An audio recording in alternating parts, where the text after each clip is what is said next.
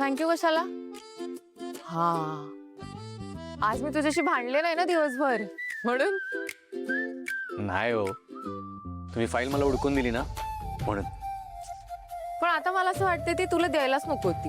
का असं का हो? आता तुला देण्यापेक्षा जर मी ती डायरेक्ट बाबांना दिली असती तर ते कदाचित खुश झाले असते ना. ते कोणाच ठाऊक 4 शब्द कौतुकाचे बोलले असते माझ्याशी. कदाचित तसं झालं असतं, पण प्रश्न ह्यो उभा राहिला असता की फाईल गेली कुठं, तुम्ही घेतली काय? तुला काय म्हणायचंय? मी कशाला घेईन आणि ती फाईल? मला काय करायची ती फाईल? तसं नाही हो, पण फाईल तुमच्यापर्यंत पोहोचली कशी? अरे त्याचं काय झालं, मी ना हे इथे इथे फोनवर बोलत उभी होते. हो अगं, नाही भेटू ना आपण. तू सांग, तुला कधी वेळ आहे?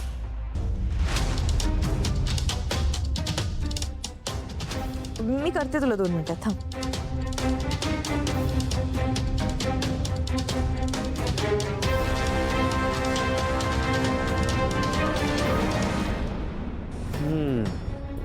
आत्ता मला गणित समजलं. काय समजलं?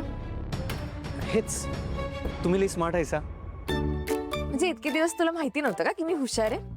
आणि तुम्हाला तरी कुठं माहित होतं? तू ना झंपेस एक नंबरचा, मला नाही बोलायचं. मॅडम,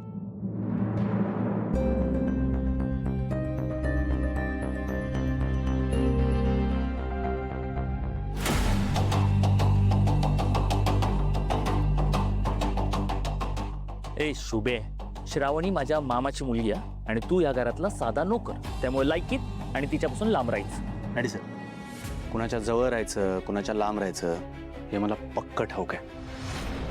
ते तुमच्याकडनं शिकायची मला काही बी गरज नाही. पुढचं बोलू नकोस. काय अवकातीत राहा. तो मामा तुझ्यावर कसा विश्वास ठेवतो ना हेच कळत नाही मला यार. साहेब माझ्यावर विश्वास ठेवतात कारण की मी काहीच गोळ घालत नाही.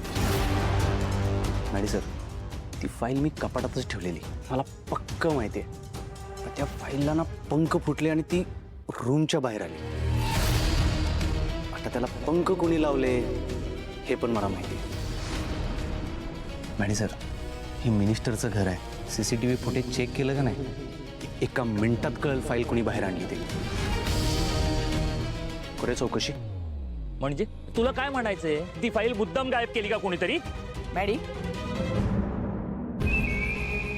काय करतोस तू इथे? शुभंकर तुझ्या मामाकडे खूप आधीपासून कामाला आहे आणि तो अत्यंत विश्वासू माणूस आहे, म्हणून त्याला आम्ही नोकर कधीच समजत नाही.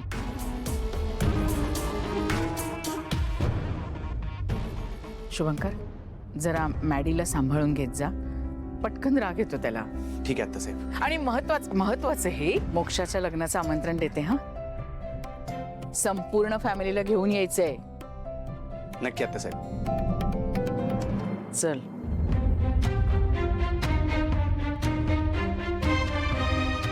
मॅडी, माझी नजर तुझ्यावरच आहे. आज मला अडकवायचा प्रयत्न कुणी केला हे मला पक्क माहिती आहे. खरा शुभ तू अजून पाहिलेलाच नाही आहेस आणि तो तुला कधीच दिसू नये एवढंच सांगतो.